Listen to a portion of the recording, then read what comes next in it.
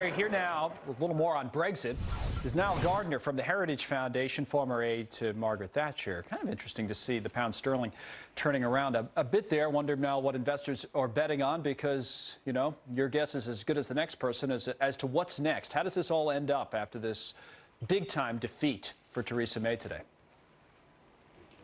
Well, certainly an extraordinary day in British politics and the heaviest defeat for the Prime Minister that has been seen by any Prime Minister for many, many decades. So a real moment of history today.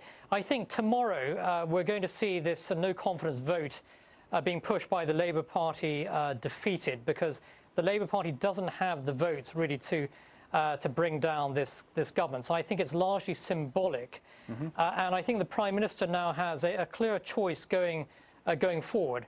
She could choose to resign and then spark a leadership contest within the Conservative Party with a new Conservative Prime Minister taking Britain into the Brexit era, or she could seek a further renegotiation with the European Union, which Downing Street is already telegraphing. The EU, I think, isn't interested in any further renegotiation on its exit deal. Or the other alternative for Theresa May is to push forward with a no-deal Brexit. Right. Bearing in mind that the Brexit date is just 73 days away, March 29th, 2019. I do think that's the best, most realistic way forward for this government. But let's see how this moves in the next few days or so. So you think a no-deal Brexit is the best-case scenario, the best of the kind of the best of the worst choices.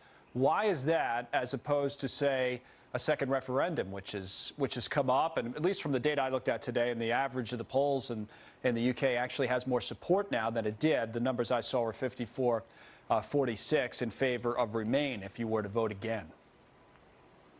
Yeah, so I think, firstly, the British people already voted on Brexit emphatically back in 2016. They voted to leave the European Union. It's very important, I think, to respect that vote, to respect the democratic will of the British people. A second referendum, I think, would be a huge slap in the face for the 17.4 million British people who voted to leave the EU.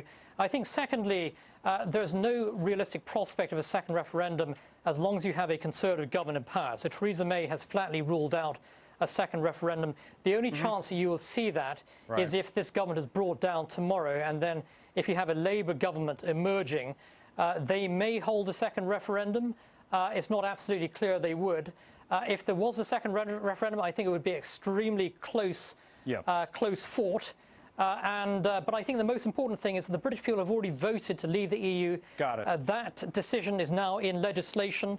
It should be fully enforced and respected. Economic concerns we've talked about a lot, about a no-deal Brexit, but Nile says that's the best of the bunch in terms of these choices. Nile Gardiner, as always, thank you, sir. We appreciate it. Here now.